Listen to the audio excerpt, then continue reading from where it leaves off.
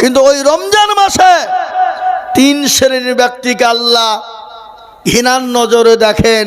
তার দোয়া, তার তসবিহ, তার দান, তার খায়রাত, তার রোজা আল্লাহর দরবারে কবুল এবং কবুলিয়াত হবে না। কয় ধরনের ব্যক্তিকে? 3 ধরনের। 1 নম্বর ব্যক্তি হলো যে মাদ্রাসায় মসজিদে, তারপরে আবার কি বলে, এখন তো বাবজি পাড়ায় পাড়ায় মাইক চলছে, মারতিলি এমন করে বায়ান করছে বাবজি, মা বোনের লাখের কানের গলার পর্যন্ত খুলি দিছে। দিছে না কথা কন? মারুতি আপনার দিকে চলে না? এটা আমি আগে প্রথম বলে দিয়ে যাই, মারুতির মাইক যারা আদায় করতে যায় আসে, বিলকুল দিবেন না আপনারা, বিলকুল বন্ধ করবেন। এটা আমি পুরাই জায়গাতে বলছি, বিশেষ করে প্রথম, এটা আমার সাবজেক্ট। যদি বলো হয়তো মানা করছেন কেন, এটার ভিতরে মানা আছে। আমি আপনাদেরকে বলছি কেন মানা করছি। আমাদের পার্শ্ববর্তী শেখপাড়া এলাকা এক হিন্দু ভাই 10 খান মারুতি ছেড়েছে এলাকায়, ক্যাসিড করেছে, বাক্স কিনে নিয়েছে, ভরে দিয়েছে, আদায় চলছে, এর নামে জালিয়াতি চলছে। আর যারা মাদ্রাসার মারুতি নিয়ে কালেকশন করে বেড়াচ্ছে, আমি আপনাদেরকে এটাও বলে দিয়ে যাচ্ছি, ওরা মৌলবি লয়, মৌলবি রূপে। কিন্তু এটাও শুনেন, মৌলবি চোর হতে পারে না, চুরি করতে পারে না, কিন্তু চোর বা ডাকাত যারা, তারা মৌলবি সাজে। বুঝতে পারলেন না কথাটা আমার? আজকে মাদ্রাসায় যারা মারুতি নিয়ে কালেকশন করে আসছে, 75-80% তারা তাদের নিজের আওতায় রাখে, 20% মাইক ম্যান আর গাড়িওয়ালাকে দেয়, বাদবাকি 1 টাকাও মাদ্রাসায় যায় না। আপনি হিসাব করে নেবেন। এর জন্যে বড় বড় যে মাদ্রাসাগুলা, তাতে কিন্তু মাদ্রাসাগুলানের ক্ষতি হচ্ছে। যেমন এখানে পার্শ্ববর্তী মাদ্রাসা বিরাট চন্দ্রহাট, এই আছে না নাই জোরে বলুন? শরীলিয়া, জলুলিয়া আছে, ডোমকুল, বাহারুল উলুম, সাধুবাড়া, শেখপাড়া ইত্যাদি। এ সমস্ত মাদ্রাসাওয়ালারা মাইক মারুতি কোনোদিনই চালায়নি, চালাবে না। কিন্তু আজকে কিছু বেরিয়েছে বাবা। গত 4 দিন আগে আমার গধুন পাড়ায় আমাকে ফোন করলো, আমি তখন নদিয়াতে জালসায় ছিলাম। বলে হযরত, এই আপনাদের এই এলাকারই একটা মাদ্রাসার কালেকশন করতে গেছে, তাদের 2 জনকে ধরা হলো। ওরা মৌলবিও লাই, তালবিলেমও লাই, কিছু লাই। ধরা হলো কোন মাদ্রাসা? বলে অমুক মাদ্রাসা। খোঁজ নিলাম, আমাকে ফোন করতে বললো, আমি ফোন করলাম, তারা বললেন যে না, আমাদের কোনো মাদ্রাসাই নাই। বুঝতে পেরেছেন না পারেননি? এটা কিন্তু দেশে সমাজে চলছে বাবা, বিভিন্ন রকম। আমি আপনাদেরকে শোনাবো, আপনারা একটু বসেন, চলে যান না। যদি মনে করেন না শুনবো না, মেলা শুনিয়ে ফেলাচ্ছি, তাহলে যেতে পারেন, আমি বাধা দেব না। সুতরাং 2-4টে কথা গুরুত্বপূর্ণ বলে আমি আপনাদের কাছে দোয়া করবো ইনশাল্লাহ। আমি নিজেই ছেড়ে দিব, বেশি বলবো না, কারণ এক জায়গা থেকে বকে এলাম, আবার আরেক জায়গাতেও বকা অসম্ভব। কিন্তু এখানকার লোকের মহব্বত, ভালোবাসা বারবার করে বললো, তাই দাওয়াত নিয়েছি। আমি ডবল দাওয়াত করি না, নিতেও চাই না। ডবল বক্তব্য করা বড় কষ্টকর। আপনারা হয়তো মনে করছেন যে হুজুর বলেন, চালান। এইখানে মাইকে যদি আপনাদেরকে তুলে দিই, 10 মিনিট বলতে বলি, তো আপনাদেরকে কালকে জিসিপি লাগবে গলা ছেড়ে তুলতে। কি কথা বলছেন না কেন? হ্যাঁ, আসেন দেখি এখানে মাইক কত সহজ লয়। এরা মনে করছে যে মাইকে বলছে কি হবে, আসেন একবার দেখতে হবে। তো যা হোক, 2টো কথা বলি বাবা। তে মজলিস বড় গুরুত্বপূর্ণ মজলিস, দামি মজলিস। এই মজলিসের চতুর্দিকে দাঁড়িয়ে আছেন আল্লাহর অগণিত রহমতের ফেরেশতা। যখনই মজমাস শেষ হয়ে যাবে, বাবা, তোমরা তো এখানে দাঁড়িয়ে না, বসো, আজ তোমাদেরই বাইন হবে, বসো। তো এই মজলিসে বাবা ফেরেশতারা চলে যাবেন আল্লাহর এলাহি দরবারে। আজকে যে শহরাতালা, কি শহরাতালা তো নাকি হুজুর? শহরাতালা দৌলতাবাদ থানা অন্তর্গত যে জালসা হয়েছে বাবা, এটা আল্লাহ জানে না? আল্লাহর নখদর্পণে আছে না নাই? আছে। তারপরেও আল্লাহ বলবে, এই কোথা ছিলি রে? বলে আল্লাহ দেখলাম শহরাতালা তোমার বান্দা বান্দিরে গভীর রজনীতে বসে। বলে কেন? বলে আল্লাহ জাহান্নামের ভয়ে আর জান্নাতের আশায়। তো আল্লাহ বলবে তারা কি জান্নাত জাহান্নাম দেখে নিতে? বলে না। যদি দেখতো, আল্লাহ যদি দেখতে পেত তো দুনিয়ার সমস্ত কাজকর্ম ফেলে দিয়ে তোমার গুণগানে তারা লিপ্ত হয়ে যেত। আল্লাহ বলে যা, ওই মজলিসে বসে থাকার কারণে আমি তাদের জাহান্নাম হারাম করে জান্নাত ওয়াজিব করে দিলাম। জোরে বলুন সুবহানাল্লাহ, একটু জোরে বলুন সুবহানাল্লাহ। আল্লাহ কত বড় দয়াবান বাবা, তিনি তো আরহামার রহিমিন, তিনি তো পরওয়ারদিগার, তিনি তিনার বান্দারে কতটা ভালোবাসেন। মা তার সন্তানকে যত না ভালোবাসেন তার লক্ষ লক্ষ কোটি গুণ ভালোবাসেন কে? জোরে বলুন কে? এই নিঃশ্বাসের মালিক, বিশ্বাসের মালিক, জীবনের মালিক, সবের মালিক হলেন আল্লাহ। অথচ আজকে আমরা মুসলমান আল্লাহ চিনি না, রসুল চিনি না, নবী চিনি না, কোরআন চিনি না, মাদ্রাসা চিনি না, মসজিদ চিনি না, মক্তব চিনি না, মাকাতিব চিনি না, খানকা চিনি না। এ বাবা, আর এই না চেনার কারণে আজকে মুসলমানদের দুর্দিন না সুদিন? বড় দুর্দিন বাবা। কি দুর্দিন? আরো দুর্দিন আসবে সামনে। এ জাতি যদি না বুঝে, এ জাতি যদি না শোধরায়, এ জাতির দুর্দিন আরো আসছে বাবা। আর এ জাতি নমাজ নাই, রোজা নাই, কুল নাই, কলমা নাই, উত্তর দক্ষিণ কিছু নাই, কিন্তু জাতির দলের শেষ নাই। কি বলছেন আপনারা বলুন? আজকে একটা কথা বলি, আমি বক্তব্যতে আপনাদেরকে 3টে পয়েন্ট বলবো। এই 3টে কথা এখন বলবো না, লাস্টের দিকে বলবো।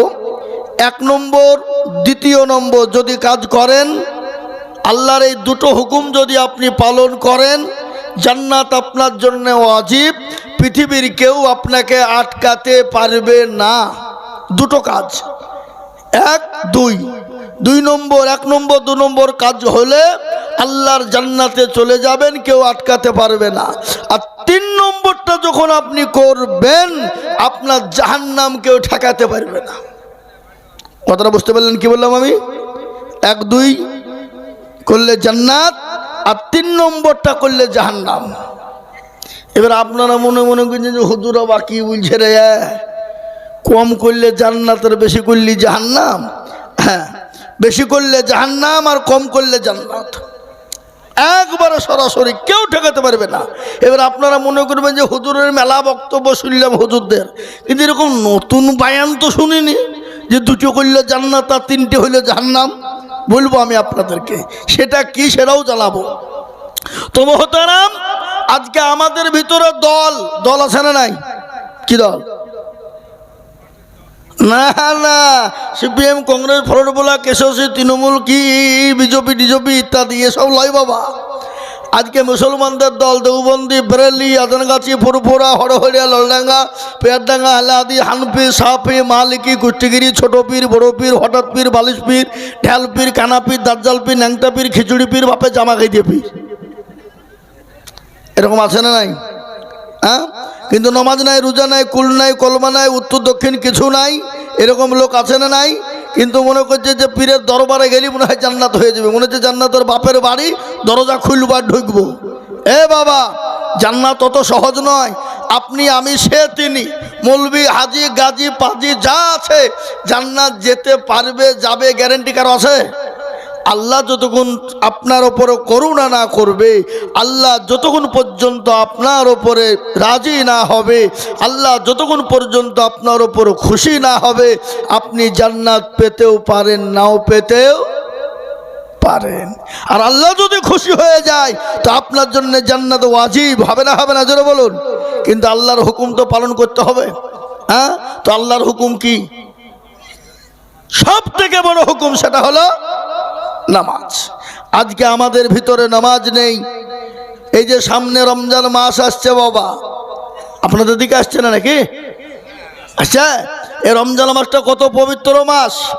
কোরআনকে তার প্রমাণ জিজ্ঞাসা করুন। কোরআন বলেছে কোন মাসে অবতীর্ণ হয়েছে? কোরআন বলে দিয়েছেন শাহরু রমাজান আল্লাযী উনজিলা ফীহিল কোরআন। আমি কোরআন অবতীর্ণ হয়েছে রমজানুল মুবারক মাসে। এই যে কোন রমজান মাস আসছে বাবা, কারোর জন্য পুষ মাস আর কারোর জন্য সর্বনাশ। কি জহমত আসছে রে, এদিনের বেলায় খেতেও পাবো না, ঘুরতেও পাবো না, বলে এই পেটান্তি। হ্যাঁ, তুই বসে খাবি, লুক করে খাবি, কেউ দেখতে না পারলে আল্লাহ তো দেখতে পাবে না, পাবে না? কথা বলেন তো। আজকে বলে দিই, কষ্ট নয় বাবা। আল্লাহ কোরআনে বলেছেন, ইয়া আইয়ুহাল্লাযীনা আমানু কুতিবা আলাইকুমুস সিয়াম কামা কুতিবা আলাল্লাযীনা মিন ক্বাবলিকুম লাআল্লাকুম তাত্তাকুন। আল্লাহ বলেন, হে বান্দা, খালি তোমাদের ওপর রমজান মাসে রোজা ফরজ করি নাই, তোমাদের পূর্বপুরুষ যারা ছিল তাদের ওপরও আমি আল্লাহ এই রমজানের রোজাকে ফরজ করেছিলাম। সুতরাং তোমাদের কষ্ট নয়, ব্যথা নাই, তোমাদের কাছে কষ্টদায়ক নয়, এটা তোমাদের জন্য আসান। এই রমজান মাসটা কত বরকতি মাস। আল্লাহ রাব্বুল আলামিন বলেছেন, এই রমজান মাসে একটা রাত আছে যে রাতটা হাজার মাসের চেয়েও উত্তম রাত। সেটা কোন রাত? জোরে বলুন। হ্যাঁ, ওটা কি 27 তারিখে হয় নাকি? হ্যাঁ, না। মুসলমান রাসূলুল্লাহ বলেছেন 21 থেকে নিয়ে 29-এর মধ্যে যে কোনো বিজোড় রাত্রি হবে, সেই রাত্রিগুলাকে তোমরা কি করো? তলাশ করো, পালন করো। কিন্তু আমরা মনে মনে করছি 27 রাতি হবে নাকি, ধুমধাম করে খানা দিই, একবারে গরুর গো চমক তমক একবারে চললো, আছে না? এ বাবা, এটা উলামায়ে একরাম ফকিরা বলেছেন, বুজুর্গরা বলেছেন, মুরব্বিয়ানরা বলেছেন, আপনার আনুমানিক করে বলেছেন এই রাত্রে হতে পারে, হবে কিন্তু কেউ বলেনি। কি বুঝতে পারলেন না? পারলেন না? এটা হতে পারে, হবে বলেনি। সুতরাং আমাদেরকে এটা তলাশ করতে হবে। কিন্তু ওই রমজান মাসে 3 শ্রেণীর ব্যক্তিকে আল্লাহ ঘৃণার নজরে দেখেন। তার দোয়া, তার তসবিহ, তার দান, তার খায়রাত, তার রোজা আল্লাহর দরবারে কবুল এবং কবুলিয়াত হবে না। কয় ধরনের ব্যক্তিকে? 3 ধরনের। 1 নম্বর ব্যক্তি হলো যে ব্যক্তি চুগলখড়ি করবে। চুগলখড়ি বুঝেন? চুগলখড়ি মানে কি? यार कत ওকে ওর কত ওকে यार কত ওকে লাগিয়ে তেলস মাতাল বাঁধি দিয়ে মারামার লেগে দেয়, এরকম আছে না নাই? জোরে বলুন। আমাদের সমাজে নাই, বুঝি নাকি? আপনাদের দিকে নাই? আমাদের দেশের লোক চায়ের দোকানে বসে যত রকমের গেল্লা গেবাদ পরচর্চা পরনিন্দা সব করে। ও কার বউ পালিয়ে গেল, কার বিটি পালিয়ে গেল, কার বিটি থাকলো, কি থাকলো, এই ইত্যাদি ইত্যাদি ফতুয়া নিয়ে বসে, আছে না নাই? এই কথা বলেন, আপনাদের দিকে নাই? শোনাবো, বসেন। মুসলমান দরদি আমার ভাই, এই চুগলখোর গিবতকারীর আল্লাহ দোয়া কবুল করবে না, তার দান খায়রাত কবুল কবুলিয়াত করবে না। 1 নম্বর। 2 নম্বর হলো যে ব্যক্তি রমজান মাসে গালিগুলাজ করবে, বেশি বেশি করে মুখের ভাষা খারাপ করবে, যারা ভাষার নোংরা বের করবে, মিথ্যা কথা বলবে, মিথ্যা আচরণ করবে, মানুষকে ঠগাবে, এ দোয়া আল্লাহর দরবারে কবুল হবে না। বুঝতে পারলেন? আমাদেরকে বেঁচে থাকতে হবে। রমজান মাস আসছে, এই মাসটা এত ইবাদতের মাস। আপনি যদি অন্য মাসে ফরজ পড়েন আর এই মাসে যদি নফল আদায় করেন, তো আল্লাহ ফরজের সমতুল্য নেকি দিয়েছেন রমজান মাসে। আর এই নেকি 11টি মাসের যা নেকি আল্লাহ ফেরেশতার মাধ্যম দিয়ে বান্দার কাছে পৌঁছে দেন, কিন্তু আল্লাহ নিজে তার বান্দার জন্য নিজেই পাঠিয়ে দেন রমজান মাসের ইবাদত। বলুন সুবহানাল্লাহ। কত বড় কথা এটা বাবা। এ মুসলমান দরদি আমার ভাই, তাই যেটা আমি বলছিলাম, আসুন আজকে আমাদের ভিতরে দল পার্টি, মেজরিটি মাইনরিটি জি এসব ছেড়ে দিয়ে, ফিতনা বাসাদ ছেড়ে দিয়ে আসুন আল্লাহর বিধানের দিকে আমরা আগিয়ে আল্লাহর বড় হুকুম নামাজটা আদায় করি। আল্লাহ কোরআনে পাকে বললেন, ওয়ামা খালাকতুল জিন্না ওয়াল ইনসা ইল্লা লিয়াবুদুন। আল্লাহ বলে, বান্দা আমি তোমাদেরকে বানিয়েছি আমার ইবাদত করো, বন্দেগী করো, এই জন্য আমি আল্লাহ তোমাদেরকে বানিয়েছি। বান্দা শোনো, যদি আমি আল্লাহ তোমাদেরকে দুনিয়ার জমিনে না পাঠাইতাম, তাহলে আমি তোমাদেরকে ইবাদতের জন্য বলতাম না। হে বান্দা, আমার সব থেকে বড় হুকুম হলো নামাজ। ও বান্দা, তুমি যদি নামাজি হয়ে যাও, নামাজওয়ালা হয়ে যাও, নামাজ পড়নেওয়ালা হয়ে যাও, আমি আল্লাহ তোমার জন্য জান্নাতের দরজা খুলে রেখেছি। কিন্তু মুসলমান নামাজ পড়ে না, মুসলমান নামাজ পড়তে চায় না, মসজিদে আজান হয় নামাজ পড়তে মুসলমান চায় না, চায়ের দোকান পানির দোকান বেল লাগে বাদ নিয়ে বসে থাকে, বাড়িতে বসে থাকে, কিন্তু মসজিদে নামাজের জন্য এগিয়ে যেতে পারে না। এ মুসলমান, আল্লাহর কাছে যেতে হবে। কবে আছি কখন চলে যাব, জীবনের কোনো গ্যারান্টি নাই, জীবনের কোনো দাম নাই, নিঃশ্বাসের বিশ্বাস নাই। ও বন্ধু, কখনকার টাইম চলে আসবে তুমি জানো না, আল্লাহ ছাড়া কেউ বলতে পারবে না। আজকে আমাদের দেশের মুসলমান নামাজ পড়ে, 98% মুসলমান নামাজ কতক্ষণ না কেন পড়ে। আমি গতকালকে একটা হিসাব শুনলাম, আমি জিজ্ঞাসা করলাম গতকালকে যেখানে আমার জালসা ছিল, বলে এই আপনারা কতজন নামাজ পড়েন মসজিদে? তো বলছে হুজুর আমাদের দেশে নামাজ কই, ইমামটা আছে বলে কোনো সময় আজানটা হয়, যদি ইমাম মুয়াজ্জিন যেদিন থাকে না ঠিক করে আজানও হয় না। লেন এরকম লোক আছে না নাই? আপনাদের এরকম গ্রাম আছে না নাই? হ্যাঁ মুসলমান, আজকে 98% মুসলমান নামাজ পড়ে না, 2% লোক নামাজ পড়ে। আপনি বিশ্লেষণ করুন, হিসাব করুন, গণনা করুন, তো যে 2% লোক নামাজ পড়ে, এই মালগোলানোর নামাজ ঠিক করে হয় বলে মনে হয় না। কোনো রকম 1% লোকের হয়, আর 1% লোকের হয় না। মুরব্বী 20 বছর নামাজ পড়ছে, দাড়ি পেকে গেছে, চুল পেকে গেছে, চোখে নরম, আটটা হেতো জানে না, দুরূদ শরীফ জানে না, দোয়া কুনুত জানে না, দোয়া মাসুরা জানে না, ইন্না তাইনা কুল ওয়াই দিয়ে চালিয়ে দিচ্ছে বাবা, তাও তার মধ্যে দেখা যায় 20টা ভুল। এই কথা বলেন, কথা বলেন, আপনাদের দিকে সব নাই নাকি? হুজুরকে কোনোদিন বলে না হুজুর আপনি তো আমাদের ইমাম সাহেব, মৌলভী সাহেব, তো হুজুর আমাদের একটু নামাজ গেলা কোরআন গেলা ঠিক করে দিলে হতো না? জীবনে বলবে না। কেন বলেন দেখেনি? যদি বাই চান্স মৌলবীকে বুলিয়ে দেয়, আল্লাহর মৌলবী যদি শিখাতে শুরু করে আর ভুল যদি ধরে পড়ে, তো মৌলবীর কাছে মাতাব্বরি আর মোড়লি চলবে না নাকি? আর আমাদের দেশের হুজুররা, মৌলবী সাহেবরা, ইয়ারাও কিন্তু কোনোদিন কাউকে বলে না যে চাচা বসেন 5 মিনিট 10 মিনিট বসেন, দুরূদ শরীফ কোনো দিকে শিখিয়ে দিই। হুজুররাও বলে না। কেন বলে না? তার কারণ আছে তো নাকি? কারণ নাই? কারণ কি? রাসূলুল্লাহ সাল্লাল্লাহু আলাইহি ওয়াসাল্লাম বলেছেন খায়রুকুম মান তাআল্লামাল কুরআনা ওয়া আল্লামাহু। আর মানে কি? পৃথিবীর সর্বশ্রেষ্ঠ ব্যক্তি হলো তারা যারা কোরআন শিখে অপরকে শিক্ষা দেয়, কিন্তু তাদের বেতন হলো 5,000। ক হাজার? শ্রেষ্ঠ ব্যক্তি 5,000 টাকা বেতন, তো 3 মাস বাকি।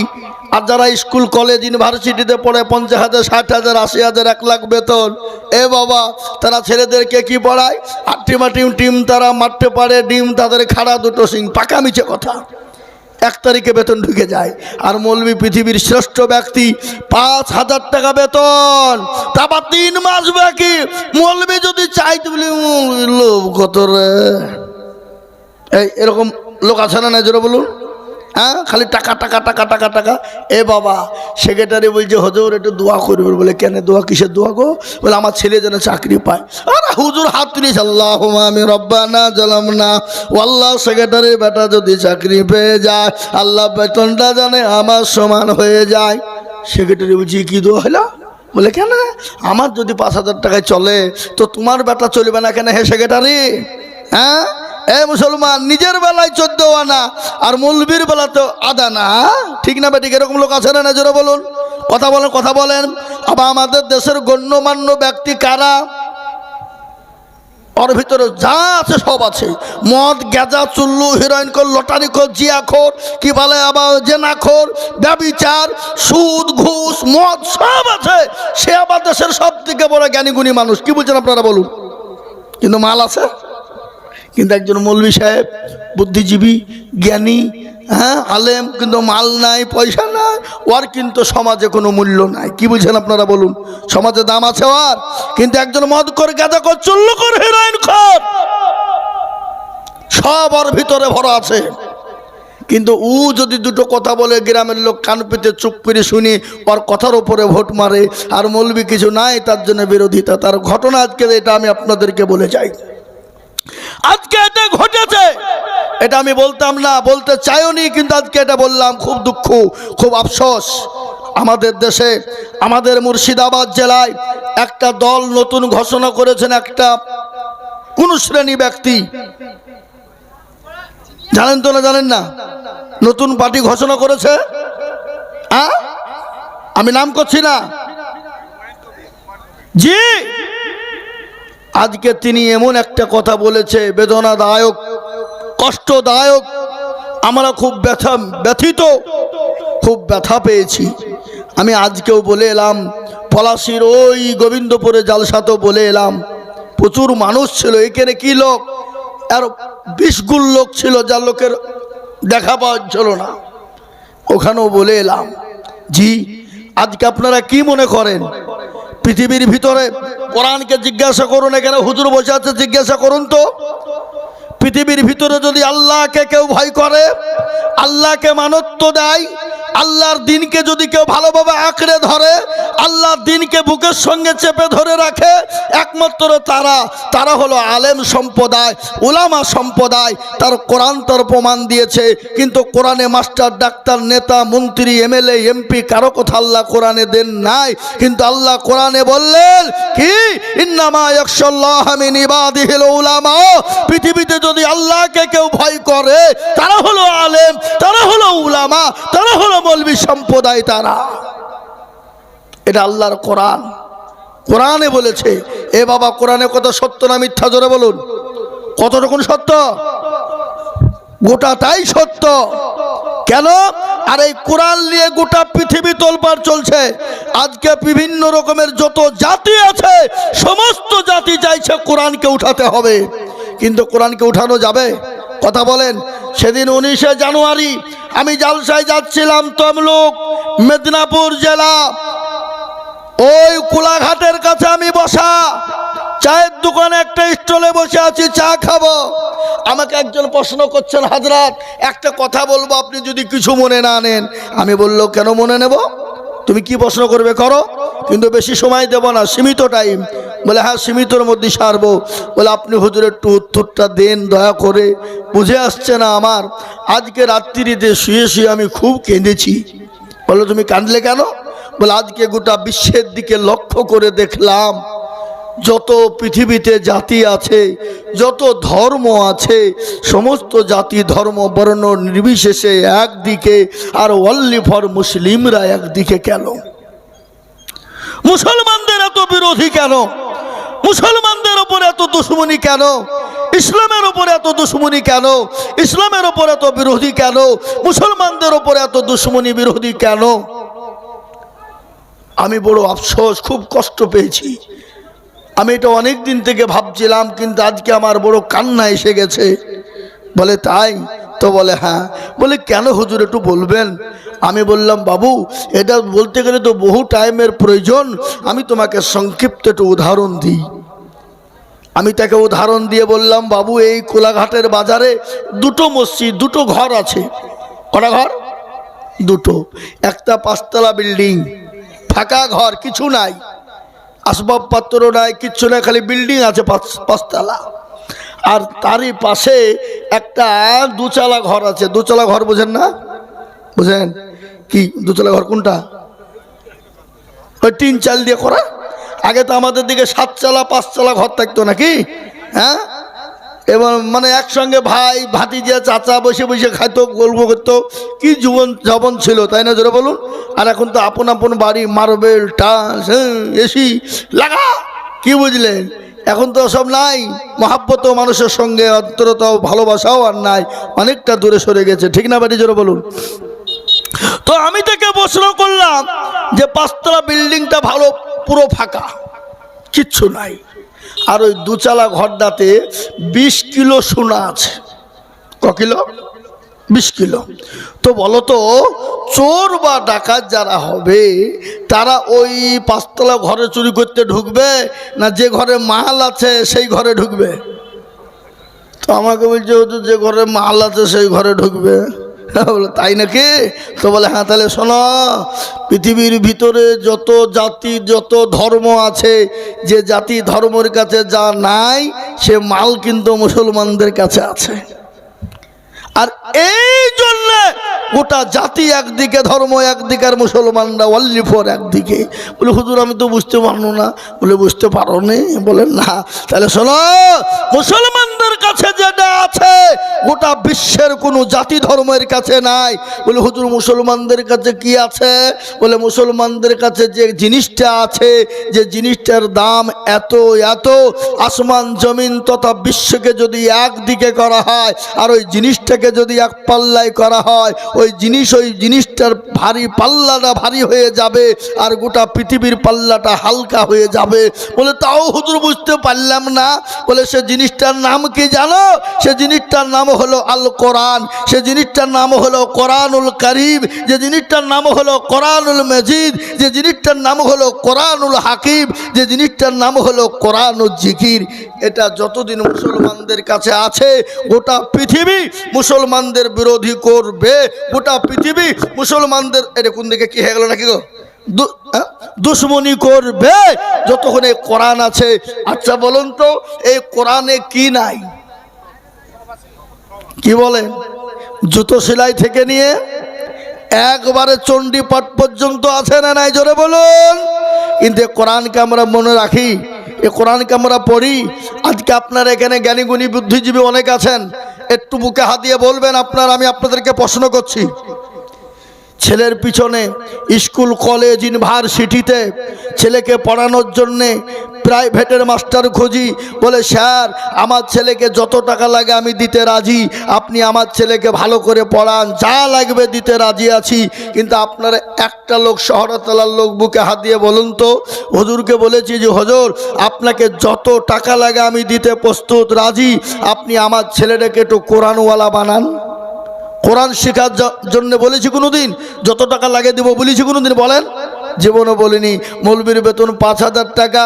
যদি মৌলবী বাই চান্স যদি বলে দেয় যে 1,000 টাকা বাড়াও, তো ওকে তার পরের দিন মসজিদ থেকে বের করে দেবে। আমার কাছে প্রমাণ আছে। আমার এলাকার নাম করবো না, গ্রামের নাম, ইউটিউব হচ্ছে দেখবে, তারও বক্তব্য আমার শুনবে। আমি গ্রামের নাম করছি না। ইমাম সাহেবের বেতন মাত্র 4,000 টাকা। 5 ওয়াক্ত নামাজ পড়ায়, মাদ্রাসায় পড়ায়। উনি জুম্মায় উঠে কমিটির লোককে বলেছিল যে আমার একটু বেতনটা বাড়িয়ে দিলে হতো না, এতে আমার সংসার চলে না। তার একদিন পরে মসজিদটাকে তাকে বের করে দিয়েছে। আফসোস। কাকে বলবেন আপনি? কার কথা বলবেন? মৌলবী নামাজ পড়েছে আলহামদুলিল্লাহ রাব্বিল আলামিন রহমানির রহিম। আল্লাহ মাস তো শেষ হয়ে গেল, 5,000 টাকা বেতন। ওয়াল্লাহি 5,000 টাকা বেতন নিয়ে কি করব? ছেলের জামা কিনবো না স্কুলের ফিজ দিব। ও আল্লাহ, ছেলের ওষুধ কিনবো না কি খাতা কলম কিনবো? আল্লাহ বিবির ছায়া কিনবো না ব্লাউজ কিনবো? গায়রিল মাগদুবি আলাইহিম ওয়ালাদ-দাল্লিন। ফেরেশতা বলে কি নামাজ রে? বলে মুসল্লি কো পিটবো, ইমাম কো ফাটাবো। হে মুসলমান, কার কাছে জবাব দিবেন আপনি? কাকে বলবেন আপনি? আজকে আমরা নিজেরাই তো ঠিক নাই। আজকে কার দোষ দিব আমরা? আজকে আমরা নিজেরাই তো ঠিক হতে পারি না। ছেলেদেরকে কোরআনওয়ালা বানাতে পারি না, নামাজি দিনদার ইমানদার বানাতে পারি না, আল্লাহওয়ালা দিলদার বানাতে পারি না। পয়সা খরচের জন্য বললে আমাদের সময় কিন্তু থাকে না। আর এই জন্যে আজকে গোটা পৃথিবীর বেঈমানরা কোরআনের বিরোধী হয়েছে। হ্যাঁ মুসলমান, আজ আমি আপনাদেরকে শোনাই, গোটা পৃথিবীর মাটিতে আজকে মুসলমান বিরোধী চলছে। যে নতুন পুকুরে মুসলমান শেষ করতে হবে, ইসলামকে শেষ করে দিতে হবে, কোরআনকে শেষ করে দিতে হবে, কিন্তু পারবে না বাবা। আজকে গোটা পৃথিবী যদি একদিকে হয়ে যায়, ইসলামকে শেষ করতে পারবে না, কোরআনকে শেষ করতে পারবে না। ইসলামের মালিক হলেন আল্লাহ, কোরআনের মালিক হলেন আল্লাহ। এই কোরআনের মালিককে জোরে কোন? আল্লাহ। এ মুসলমান দরুদি আল্লাহওয়ালা দিনওয়ালা ইমানওয়ালা কলমাওয়ালা, আমি আপনাদেরকে জানিয়ে দিই বাবা, আজকে পশ্চিম ভারতবর্ষের জমিনে খুঁজুন, আজকে মসজিদগুলা ভেঙে দেয়, মাদ্রাসাগুলা ভেঙে দেয়, কোরআনগুলাকে আগুন দিয়ে পুড়িয়ে দেয়, কত অত্যাচার জুলুম চলে। খালি ওটাই নয় বাবা, আজকে পশ্চিম বাংলার মাটিতে মুসলমানদেরকে কোনো সিএম এনআরসি করতে চায়, মুসলমানদেরকে দেশ থেকে বের করে দিতে চায়। খালি ওটাই নয়, মুসলমানদের মসজিদ মাদ্রাসা মার্কাত খানকা কবরস্থান ঈদগাহ গোরস্থান তারা নতুন উপকার ছিনিয়ে নিতে চায়। একটাই কারণ হলো বাবা, আমরা বানাই কিন্তু আবাদ করি না, এই জন্যে আমাদের এই দশা। আজকে এখনো অনেক মসজিদে আছে ফজরের আজান ঠিক করে হয় না। কি বলছেন আপনারা বলুন, আছে না? মসজিদ বানিয়েছি মার্বেল টাইলস, কিন্তু ফজরের আজানও এখনো পর্যন্ত ঠিক করে আমাদের মুসলমানরা দিতে জানে না। আফসোস, আজকে পশ্চিম বাংলার দিকে লক্ষ্য করুন না, মুসলমানদের বিরোধী কিভাবে শুরু হয়েছে। কে বলছে 2 কোটি ঢুকেছে, কে বলছে 1.5 কোটি ঢুকেছে, কে বলছে 2.5 কোটি ঢুকে গেছে, কে বলছে 1 কোটি হয়ে গেছে, বের করে দিতে হবে। হয়েছে না হয় না যারা বলুন, বলেছে না বলেনি? তার জন্য এশায়ার করলো, এশায়ার করে আল্লাহর কি কুদরত, আল্লাহ আমাদের পাশে আছেন বাপ, কিন্তু মুসলমানের দোষ আছে বাবা। কবি বলেছেন তনখামা দাগে দাগে শোধ, বম্বা গোজা গোজানে হাম, সারা অঙ্গে ব্যথা, কোথায় ওষুধ লাগাবো খুঁজে পেছিনি আমরা। এশায়ার করলো 58,20,868 জন পশ্চিম বাংলায় বাদ গেল, কিন্তু যারা মুসলমানদেরকে গলায় ধাক্কা দিয়ে বের করতে চেয়েছিল, তাড়িয়ে দিতে চেয়েছিল, খোদানি খাস্তা তাদের নামগুলাই বাদ পড়েছে। ওদের মাথায় পোকাও ঢুকে গেছে যে কি হলো এটা, কিচে করতে গিয়ে সাপ বেরিয়ে গেল। যা এ বাবা, আবার তারা ঘুরফির করে আবার কাউকে নোটিশ, 4টে বাটা বলে, এই 4টে বাটা হলো কেন, এই 6টা বাটা হলো কেন, এই 6টা হোক 8টা হোক 10টা হয়তো তোর বাপের কি, তুই খেতে দেওয়ার মালিক, খেতে দেওয়ার মালিক কে জোরে বলুন, কথা বলেন। যা 4টে বেটা বুঝতে, ও 6টা বেটা কি করে হলো, ও বুঝি হ্যাঁ আমার 4টে বেটা 6টা করে দেখাইলো, হ্যাঁ নোটিশ দিয়ে দিয়েছে। ও মাল করে দিকে 2টে খাসি বাঁধিলে চলে গেছে, ছাগল নিয়ে যাবে, চাই দিয়ে 2টে আমার বেটা দিয়ে 6টা হয়েছে। বুঝলেন, ওরা যেমন এরাও তেমন এরকম লোক আছে না নাই? এই জঙ্গিপুরে বাবা বেয়ালোর কাছে কবর থেকে মাটি তুলে নিয়ে চলেছে।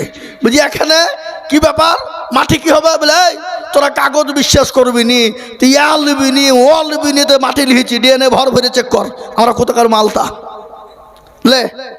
এ বাবা হয়েছে না হয় না জোরে বলুন। কিন্তু একটা কথা আপনাদেরকে বলে দিই, ওরা 2002 সালের ডকুমেন্টস কেন, আরও যদি পেছনের 20 বছর আগকার যদি তারা ডকুমেন্টস চায়, তো মুসলমানরা দিতে পারবে না, পারবে না? কি মনে হয় আপনাদের, আছে না নাই? অবশ্যই আছে বাবা, কেউ ঠেকাতে পারবে না। যদি বলে আমরা ডকুমেন্টস নিব না, তোদের বাপ দাদা, তার দাদা, পদ্দাদা, অমক দাদা যারা মারা গেছে তাদের লিয়াই দেখি ডকুমেন্টস কি আছে। তো যারা মারা গেছে তাদেরকে তো আমরা এখানে মাটি দিয়েছি নাকি বলেন, না অন্য দেশে দিয়েছি? তাদের মাংসগুলা পচে গেল, হাড়গুলা তো পচেনি, হাড়গুলাকে লিয়ে গিয়ে যদি বলে লিয়েছি ডিএনএ ভরে দিয়ে চেক করারা কোথাকার মাল বলি দিবে, বলে দেবে না, দেবে না জোরে বলুন। তারপরেও যদি না মানে, পৃথিবী যখন দুনিয়া যখন জন্ম তৈরি হলো, সেই সময় সর্বপ্রথম সর্বমানুষ যিনি দুনিয়ার জমিনে এসেছিলেন তিনার নাম কি, জোরে বলুন কি নাম? আদম নবী আলাইহিস সালাম, তিনি তো ভারতের মাটিতে প্রথম এসেছিলেন।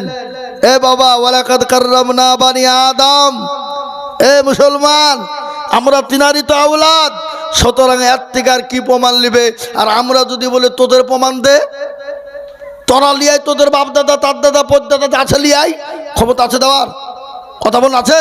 কত তো হাড় গুড় যা ছিল মুচড়িয়ে একবারে আগুন দিয়ে পুড়িয়ে ছাই করে একবারে মাজন হয়ে গেছে। কি বুঝছেন আপনারা বলুন? সুতরাং আমাদেরকে তাড়িয়ে দেওয়া তো সম্ভব নয়। এদেশে আমাদের জন্ম, এদেশেই আমাদের মৃত্যু হবে। আমাদেরকে ডিভোটার করে, আমাদেরকে ভোটার তালিকা থেকে বাদ দিয়ে, আমাদেরকে দেশ থেকে বের করে দিয়ে ডিটেনশন ক্যাম্পে ভরবা, আর তোমরা লাইনে দাঁড়িয়ে ভোট দেবা, আর আমরা বসে বসে ললিপপ চুষবো নাকি? কি মনে করছেন আপনারা বলুন? হ্যাঁ, না, অত সহজ নয় আমাদেরকে দেশ থেকে বের করে দেওয়া। এই দেশে তো মুসলমানরা 800 বছর রাজত্ব করেছিল। কত বছর? 800 বছর। কিন্তু মুসলমানরা রাজত্ব করতে গিয়ে কোনো জাতি, কোনো ধর্ম, কোনো বর্ণ, কোনো নির্বিশেষে কিনে মন্দির, গির্জা, গুরুদুয়ার ভেঙেছে। কোনো নজির আছে আপনাদের কাছে? কোনো ইতিহাস আছে? যদি মুসলমান চাইতো ভারতের জমিনে গির্জা মন্দির থাকবে না, গুরুদুয়ার থাকবে না, তাহলে ভারতবর্ষের জমিনে কোনো জাতি থাকতো না। কিন্তু মুসলমানরা ইসলাম পন্থী, দিন দরদি, নবীর প্রেমিক, কোরআনের প্রেমিক। আল্লাহ কোরআনে বলেছে লাকুম দীনুকুম ওয়ালিয়া দিন, তোমার ধর্ম তোমার কাছে, আমার ধর্ম আমার কাছে। লা ইকরাহা ফিদ্দিন, ধর্মের ব্যাপারে কোনো ভ্রান্তি নেই, তোমরা বাড়াবাড়ি করো না। এটা ইসলাম বলেছে, কোরআন বলেছে। সুতরাং কোনো জাতির ওপরে তারা কোনো রকমে অ্যাটাক করেনি, তাদের মসজিদ মাদ্রাসা গির্জাকে আপনার ভাঙেনি। আজকে তোমরা আমাদের মসজিদ মাদ্রাসা গির্জাকে, আজকে মসজিদ মাদ্রাসা মারকাজ খানকাকে বিনি অন্যায়, বিনি কারণে তোমরা মন্দির খুঁজে পাও না, শিব মন্দির খুঁজে পাও না। তোমাদের মন্দির গেলা মসজিদের ভিতরেই ছিল নাকি? হ্যাঁ, ওরা মন্দির আর খুঁজে পাচ্ছে না। ও মসজিদের ভিতরে নাকি শিব মন্দির ছিল, মসজিদের ভিতরে নাকি মন্দির তৈরি ছিল। আজকে এটা লয় বাবা, আজকে তারা যেন তেন প্রকারে শেষ করতে চায়, কিন্তু পারবে? শেষ করতে পারবে ইসলামকে, কোরআনকে পারবে? ফেরাউন পেরেছে, নমরুদ পেরেছে, আবু জেহেল পেরেছে, আবু লাহাব পেরেছে, উদবা পেরেছে, সাইবা পারেনি, মুগিরা পারেনি। এরা যখন পারেনি, এই যুগের বেঈমানরা কিয়ামত পর্যন্ত মারতে দম তক পারবে না। একটু চিলিয়ে বলুন ইনশাআল্লাহ, জোরে বলুন ইনশাআল্লাহ। আমি আপনাদেরকে বলতে চাই, বাপ, আমরা মুসলমান, আমরা মুসলমান, আমরা তো সেই মুসলমান ইসলামের জন্য, দিনের জন্য, কোরআনের জন্য, মসজিদ মাদ্রাসার জন্য জীবনের মায়া করি না, বিবির মায়া করি না, সন্তানের মায়া করি না। জীবন দেওয়ার জন্য আমরা প্রস্তুত। কেন? আমরা মরলে শহীদ আর জিতলে গাজী। সুতরাং আমাদেরকে মরণের ভয় দেখিয়ে ইসলামকে তোমরা তছনছ করবে, মসজিদ মাদ্রাসাকে তছনছ করবে, আর আমরা বসে বসে দেখব, এটা হতে পারে না। আমরা সেই মুসলমান, তেলের গাড়ি তেলে চলে, আমার গাড়ি হাওয়ায় চলে, বিনা তেলে চালাই গাড়ি নবী সুলাইমান। আমরা তো সে মুসলমান, আমাদেরকে ভয় দিয়ে কোনো লাভ হবে না। আমরা তো সেই মুসলমান, নিজের জীবনের পরোয়া নাই, বিবির কোনো পরোয়া নাই, ছেলে মেয়ের পরোয়া নাই। তার কারণ আমি আপনাদেরকে বলে দিয়ে যাই, আল্লাহর নবী, বিশ্ব নবী জনাবে মুহাম্মদুর রাসূলুল্লাহ একদিন মদিনার জমিনে ডাক দিয়ে বললেন, ও মদিনার যুবকেরা, মদিনার তরুণেরা, আজকে তোমাদের কাছে রসুল থাকবে না, ইসলাম থাকবে না, কোরআন থাকবে না। সমস্ত সাহাবারা জমা হয়ে গেলেন। আল্লাহ নবীর একজন সাহাবা, যার নাম হলো হযরতে হানজালা, নতুন বিবাহ করেছে, বিবির মায়া নাই, জীবনের কোনো মায়া নাই, জীবনের কোনো পরোয়া নাই। সঙ্গে সঙ্গে রসুলের কথা শুনে যাদের ময়দানে তরবারি নিয়ে তিনি চড়তে শুরু করবেন, পেছন থেকে বিবি টেনে ধরে বলেন, স্বামী, স্বামী গো, আপনি যাবেন যান, আপনাকে বাধা দিব না, কিন্তু স্বামী আপনার উপর গোসলটুকুন ফরজ হয়েছে, আপনি দয়া করে মেহেরবানি করে আপনি গোসলটুকুন সেরে যান। বিবিকে ডাক দিয়ে বলে, বিবি রে, আমি কার জন্য গোসল করবো বলো? যে নবী দুনিয়ার জমিনে থাকবে না, যে ইসলাম জমিনের ভিতরে থাকবে না, আমি কার জন্য গোসল করবো বিবি বলো? হযরতে হানজালা বিবির কত পরোয়া না করে অলঙ্গা তরবারি নিয়ে যাদের ময়দানে চলে গেল। বেঈমানদেরকে জাহান্নামের টিকিট কানা ধরিয়ে দিলেন, তিনি নিজেও শহীদ হয়ে গেলেন। আল্লাহর নবী দেখলেন ইসলামের দামামা বেজে গেল, কলেমার দামামা বেজে গেল। রাসূলুল্লাহ বললেন, ও সাহাবারা, তোমরা লাশগুলাকে একত্রিত করে জমা করো, জমা করার পর তাদেরকে দাফন কাপড়ের ব্যবস্থা করে দাও। সমস্ত সাহাবারা লাশগুলোকে একত্রিত করলেন, দাফনের ব্যবস্থা করবেন। ইতিমধ্যে একজন মহিলা জিহাদের ময়দানে চলে গেলেন, রাসূলুল্লাহর কাছে গিয়ে বললেন, ও রাসূল, ইয়া রাসূলুল্লাহ, ইয়া হাবিবাল্লাহ, ওগো মায়ার নবী, দয়ার নবী, বিশ্ব নবী রাসূল গো, আচ্ছা বলুন তো পেয়ারা নবী তিনি মায়ার নবী কিনা, তিনি দয়ার রসুল কিনা? বদল আছে না?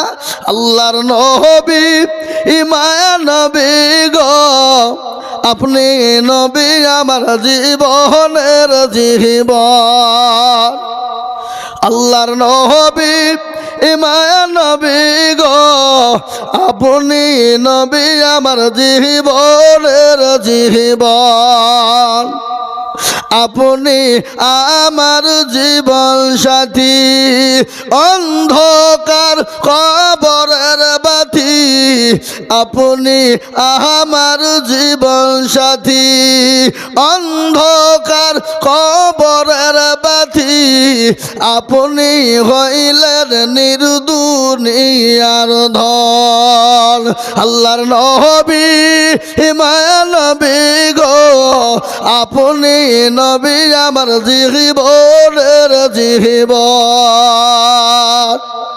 আপনি রহমাতাল লিল আলামিন, আপনি উম্মতের জামিল, আপনি হইলেন গুনাহগার উম্মতের আপনজন। আল্লাহর নবী মায়া নবী গো, আপনি নবী আমার জীবনের জীবন। দেখিয়া আপনার মজেজা, ভাগবতী হলেন মা খাদিজা, দেখিয়া আপনার মজেজা, ভাগবতী হলেন মা খাদিজা, সোপা দিলেন জীবন যৌবন। মাল দৌলত যে ছিল আপনাকে সোফা দিল, আপনাকে বানাইল আপনজন। আল্লাহর নবী মায়া নবী গো, আপনি নবী আমার জীবনের জীবন। এ মুসলমান, তিনি তো মায়ার নবী, দয়ার নবী, বিশ্ব নবী। হযরত হানজালার বিবি বললেন, ইয়া রাসূলুল্লাহ, নবী গো, আমি জানি যারা শহীদ হয়ে যায় তাদেরকে কোনো রকম গোসল করানো হয় না। ইয়া রাসূলুল্লাহ, দয়া করে আমার স্বামী হানজালাকে গোসল টুকুন করে দেবে। রাসূলুল্লাহ দেখলেন, সাহাবাদেরকে খুঁজতে বললেন, কোথায় হানজালার লাশ? খোঁজো। কোথাও যখন খুঁজে পাওয়া গেল না, রাসূলুল্লাহ আকাশের দিকে লক্ষ্য করলেন, টুপে টুপে জানে পানি নিচের দিকে পড়ে যায়। কিছুক্ষণ পর রাসূলের সামনে লাশ হাজির হয়ে গেল। রাসূলুল্লাহ হানজালার লাশের দিকে তাকায়, আর চোখ দিয়ে ঝরঝর করে পানি। রাসূলুল্লাহ চোখ দিয়ে যখন ঝরঝর করে পানি ঝরে যায়, সাহাবারা বললেন, ফিদাকা ইয়া রাসূলুল্লাহ, নবী গো, আপনি কেন কান্না করেন, চোখে কেন পানি? বলে, ও সাহাবা, জীবনের কোনো মায়া নাই, জীবনের কোনো দাম নাই। হযরতে হানজালা নতুন বিবাহ করেছে, বাসর ঘরে পুরুষের বিবেকে রেখে দিয়ে জীবনের মায়া না করে ইসলামের জন্য জীবন দিতে দ্বিধাবোধ করে না। নবীর প্রেমিক কাকে বলে? নবীর ভালোবাসা কাকে বলে? নবীর মোহাব্বত কাকে বলে? আজকে আমাদের দেশের যুবকেরা, আমাদের দেশের নওজোয়ান তরুণেরা, এরা কিন্তু এখনো পর্যন্ত নবীর নাম জানে না। এমনও মুরব্বী আছে, রসুলের নাম কি সেটাও বলতে পারে না। আছে না নাই জোরে বলুন?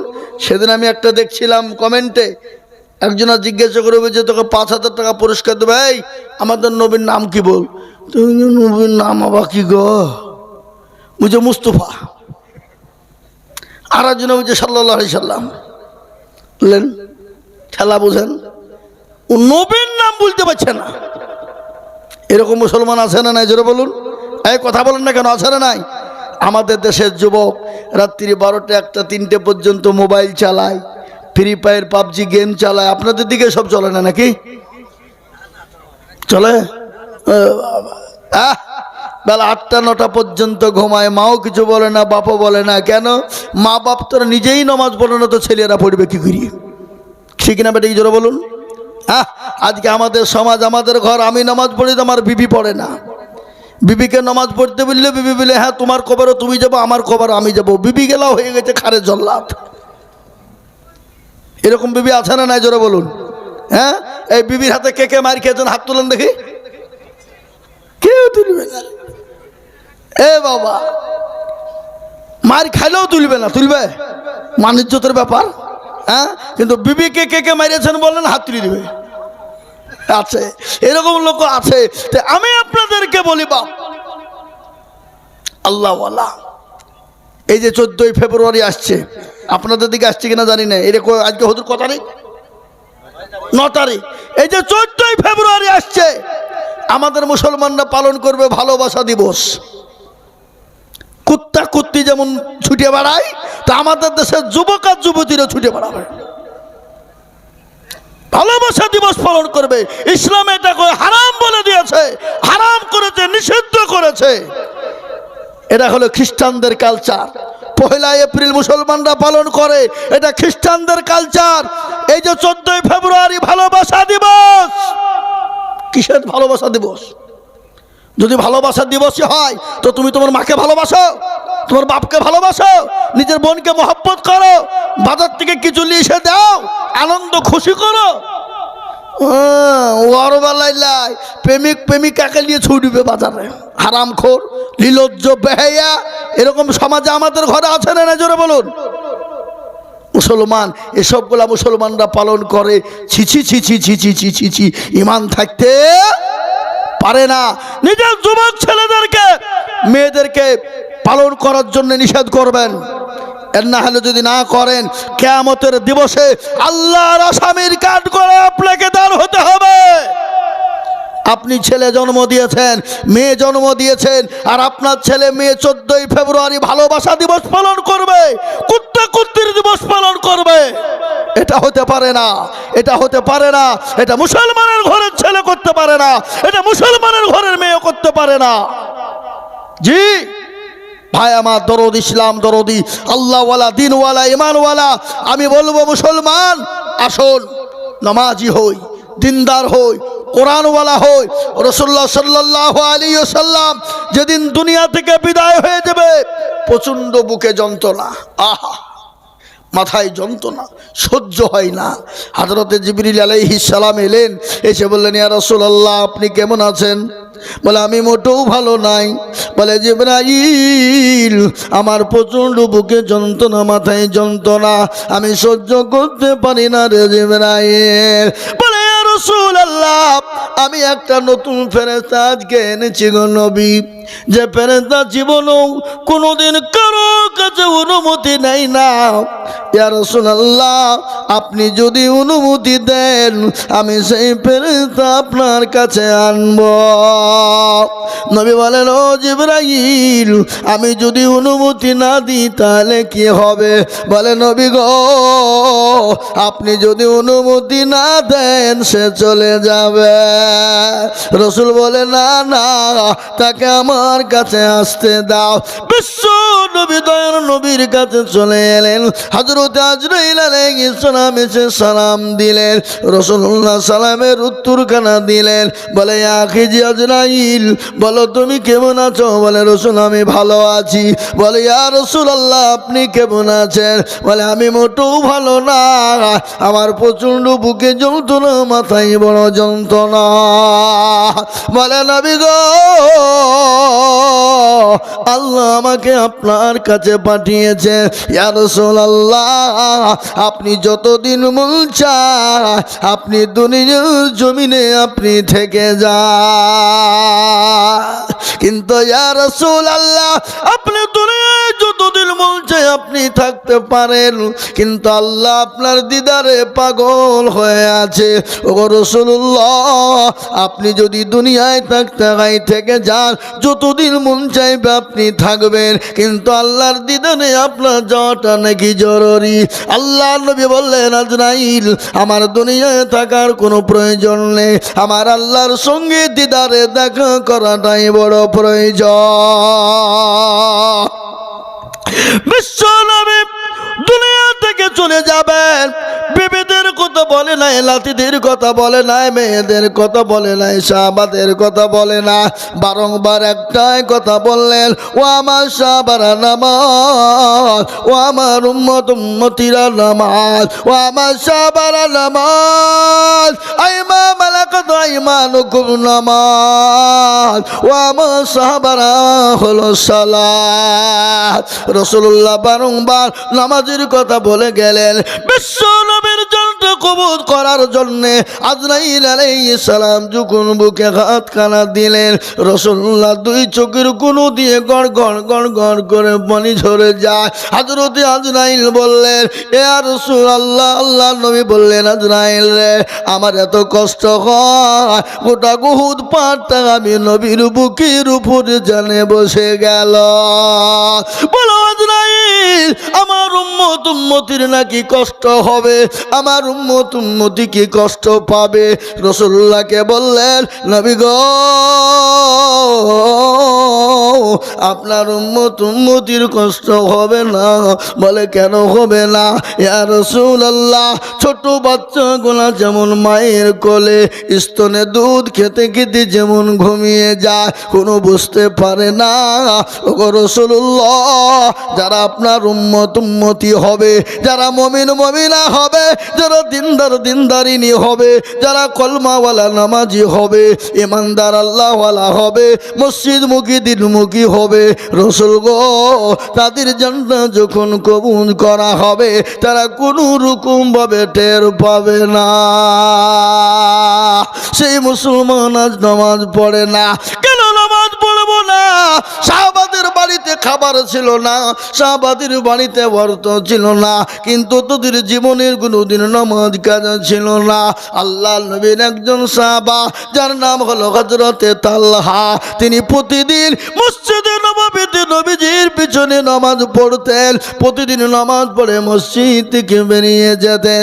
সাহাবারা বললেন, ইয়া রাসূলুল্লাহ, ওগো আল্লাহর হাবিব, আপনার সাহাবা হযরতে তালহা কোরআনের মজমাতে বসে না, আপনার মজমাতে বসতে মন চায় না, সে কি মুশরিক হয়ে গেল? রাসূলুল্লাহ বললেন, না না না না, এরকম কখনোই তোমরা বলবে না, মানুষের পিছনে না জেনে না বুঝে বলবে না।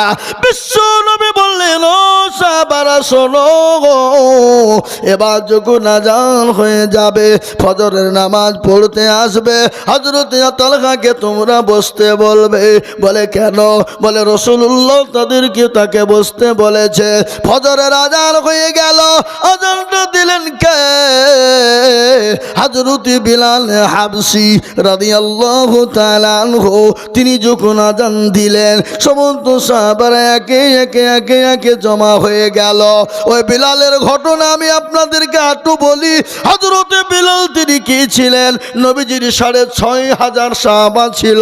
6,500 সাহাবার ভিতরে আল্লাহ নবীর সব থেকে কাছের সাহাবা, নবীকে সব থেকে বেশি মহব্বত করতেন যিনি, যার নাম হলো হযরতে বিলাল। ওই বিলালের একটা ঘটনা চলে এলো মনে। আল্লাহ নবী যখন সিদরাতুল মুনতাহা, নবীজি যখন মিরাজের রাত্রি গিয়েছিলেন, জান্নাত জাহান্নাম গমন করেছিলেন, রাসূলুল্লাহ জান্নাতের ভিতরে তিনি ঘুরফির করতেছিলেন। ইতিমধ্যে রাসূলুল্লাহ বললেন, আমি যখন জান্নাত জাহান্নামের ভিতরে ঢুকছিলাম, আমার মনে একটু ডাউট বাজছিল, বড় ভয় মনে হচ্ছিল, কিন্তু আমি ওই জান্নাতের ভিতরে আমি একটা পায়ের আওয়াজ শুনতে পেলাম। আমি উপলব্ধি উপলব্ধি করলাম এই পায়ের চাকা,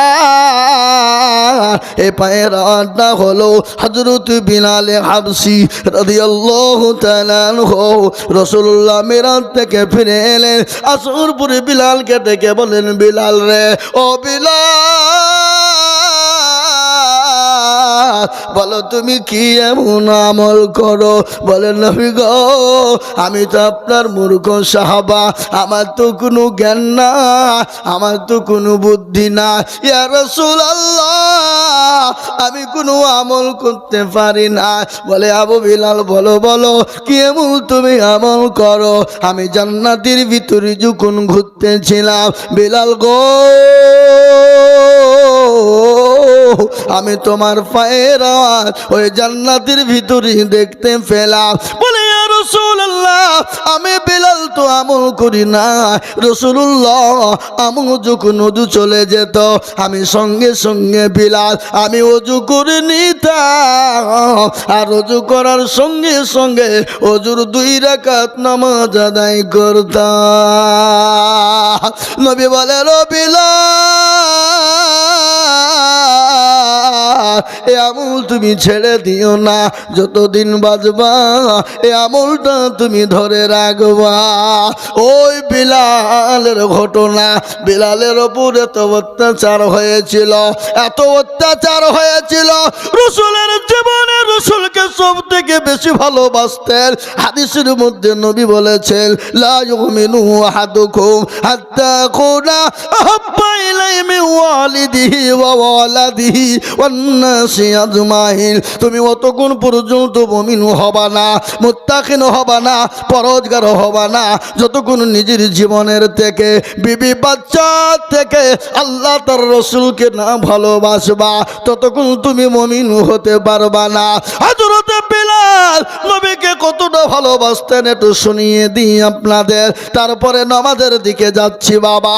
হযরত বিলাল, এত বিলালের উপর অত্যাচার হয়েছিল, কাফির বেঈমানেরা আবু জেহেলের দলেরা বিলালকে এত মার বেড়েছিল, সমস্ত শরীরের চামড়া গলা নিয়ে গিয়েছিল, গোটা শরীরকে ক্ষত বিক্ষত করে দিয়েছিল, শরীরের মাংসগুলা কেটে কেটে নিত, গর্ত হয়ে যেত। তো শিকার কাফির বেঈমানেরা ওই বিলালকে একটা বারের জন্য ওষুধ দিত না, কোনো রকম তার জন্য ট্রিটমেন্ট হতো না। হযরত বিলালের গলার ওপর পা তুলে দেওয়া হলো, 2 পায়ে উঠ বেঁধে দেওয়া হলো, জিহ্বাকে টেনে বের করে প্যারাককে মেরে দিল, দিয়ে বলল, বিলাল রে, একটা বার বল আল্লাহ মানি না, একটা বার বল নবীকে মানি না। বিলাল বলেছিল, আহাদ আহাদ আহাদ, আমার জীবন চলে যাবে, তারপর আল্লাহ তার রাসূলের মহব্বত আমার জীবন থেকে যাবে না। ওই বিলাল যদি রাসূলুল্লাহ দুনিয়া থেকে চলে গেলেন, হযরতে বিলাল পাগল হয়ে গেল, মদিনা থেকে তিনি বেরিয়ে চলে গেলেন, সিরিয়া দামেস্কে চলে গেলেন। বিলাল না, বিলাল না, বিলাল চলে গেল। আল্লাহ নবী সব বিলাল 1-2 করতে করতে 6টা বছর কেটে গেল, সমস্ত বিলালের জন্য পাগল হয়ে গেল সাহাবারা। বিলাল আসে না, স্বপ্নের মধ্যে রাসূলুল্লাহ বলে, বিলাল রে, এ কেমন নিষ্ঠুরতা, ওরে বিলাল, আমি নবীকে কে ভালোবাসো না, আমি নবীকে কে ভালোবাসো না। ও বিলাল, রে বিলাল, আমার কবরটা জিয়ারত করবি আয়, আমার কবরটা জিয়ারত করবি আয়। হযরত বিলাল আল্লাহ নবীর স্বপ্নে দেখার জন্যে, স্বপ্নে দেখার পর ওই সিরিয়া দামেস্কে পানি দিয়ে তিনি মসজিদে নববীতে মদিনায় চলে এলেন। আল্লাহ নবী রওজা মোবারকের কাছে হযরত বিলাল কেঁদে কেঁদে পাগল হয়ে যায়, তিনি কেঁদে কেঁদে পাগল হয়ে যায়, তিনি দোয়া করে। কিন্তু ওই মদিনার যিনি এখন সাবেক ইমাম মুয়াজ্জিন ছিলেন, হযরত বিলালকে দেখে পাগল হয়ে গেল, বিলালকে জড়িয়ে ধরেছে। মদিনার মাটিতে নববীতে ঘোষণা হয়ে গেল, বিলাল এসেছে। সমস্ত সাহাবারা একে একে মসজিদে নববীতে জমা হয়ে গেলেন। হযরত বিলালকে বলল, ও বিলাল, তুমি নবীকে ভালোবাসো, আমরা ভালোবাসি না। হযরতে বিলাল বললেন, আবু বকর গো, ও ওমর শোনো শোনো, তোমরাও ভালোবাসো, আমি বিলালও ভালোবাসি, কিন্তু আমি বিলাল, আমি নবী না থাকলে সহ্য করতে পারি না, আমি নবী না থাকলে আমি সহ্য করতে পারি না, দাঁড়াইতে পারি না। আমি এই জন্যে আমি মদিনা ছেড়ে দিয়ে দামেস্কে সিরিয়ায় চলে গেলাম। বলে, বিলাল রে, তুমি এসেছো ভালো, আজকে তুমি মসজিদে নববীতে আজান তুমি দিয়ে দাও। বিলাল বলে, আবু বকর, ও ওমর, আলী, আমি বিলাল আজান দিব না। বলে, কেন দিবা না? বলো বলো বলো আলী, বলো বলো ওমর, আবু বকর, আমি বিলাল আজান দিলে আমার নবী জামাতে নামাজে আসতো, মসজিদে আসতো, আমি বিলাল যদি আজান দিই, বলো নবী কি আসবে? সঙ্গে সঙ্গে বলে, ও বিলাল, আজান তুমি দাও। বলে, আমি দিব না। সাহাবারা মাশওয়ারা করলেন, আমাদের কত বিলাল শুনবে না। নবীজির কলিজার টুকরা, নয়নের মণি, নয়নের পুতুলি, নবীজির দুই লাথি, হাসান হোসাইনকে ডাকো। আল্লাহ নবীর লাথি হযরতে হোসাইনকে এমন সুন্দর লাগতো, আমার নবীর গোটা শরীরের গঠনটা হযরতে হোসাইনের ভিতরে ছিল। হযরতে হোসাইন হাসানকে ডাকা হলো, ডাকার পরে বলল, বিলাল রে, আজান দাও। ও নানার মুয়াজ্জিন, তুমি কি আজান দিবা না? আজান দাও, তোমার মুখের আজান আমরা কতদিন শুনিনি। হযরতে বিলাল আজান খানা যখন দিয়ে দিল, মদিনার মাটি থরথর করে কাঁপতে শুরু করে দিল। মদিনার যুবক যুবতী, বাচ্চা বৃদ্ধা বনিতা যত ছিল, তারা মদিনার নববীর দিকে ছুটতে শুরু করেছে। নবী এসেছে, রসুল এসেছে। মদিনার নর নারীরা, ছেলে মেয়েরা বিশ্ব নবী মুহাম্মদুর রাসূলুল্লাহকে এতটা তারা ভালোবাসতেন, এতটাই তারা মহব্বত করতেন। কেন রাসূলুল্লাহ ছোট বাচ্চাদের সঙ্গে এত ভণ্ড সুন্দর ব্যবহার করতেন, এত ভালো ব্যবহার করতেন? নেতা কারে কয়? নেতার কাজ কি? নেতার করণীয় কি? আর আমাদের দেশের আজকের যত নেতা হয়েছে, নেতা কাকে বলে? নেতার আদর্শ কি হবে? নেতার ব্যবহার কি হবে? নেতার ভালোবাসা কি হবে? নেতা ছোট বড় বুড়ি ছেলে মেয়ে যত আছে সবাইকে সমানভাবে ভালোবাসতে হবে। কিন্তু আমাদের দেশের নেতারা যারা দেশের রক্ষক, তারাই হলো দেশের ভক্ষক। মুসলমান, তার পরিণামীটা কেন বললাম আপনারা জানেননি? আমেরিকার মাটিতে একটা দ্বীপ আছে, দ্বীপ, ওখানে হোটেল আছে, বড় বড় হোটেল। ওখানে আমাদের দেশের গোটা বিশ্বের মাটিতে বড় বড় নেতারা যারা দেশ চালায়, তারা গিয়ে ওই জায়গায় ফুর্তি করে, আনন্দ করে। আনন্দ ফুর্তি শুধু নয় বাবা, 8-9 বছরের 10 বছরের মেয়েদেরকে নিয়ে গিয়ে তাদের সঙ্গে কুনজর, তাদের দিকে তাকায়। খালি কুনজর নয়, তাদের সঙ্গে নারী নির্যাতন করে, তাদের সঙ্গে ধর্ষণের ব্যবহার করে। খালি ধর্ষণই নয় রে বাবা, তাদেরকে ধর্ষণ করার পর তাদেরকে আপনার কুচি কুচি করে কেটে কেটে ওই গরম পানিতে ফেলে দিয়ে তাদেরকে ঝলসে দিয়ে সব তৈরি করে তারা খায়। এটা হলো আজকের ঘটনা। আমি আপনাদেরকে বলে দিলাম বাবা, আজকে মেয়েদের নিরাপত্তা নাই। আমি আপনাদেরকে বলবো, যারা কোরআনকে ফলো করবে, কোরআনের আওতায় আসবে, কোরআনকে ফলো করবে, তারা ওরকম জঘন্য কাজ কোনোদিন করতে পারবে না, ওরকম জঘন্য কর্ম কোনোদিন করতে পারবে না।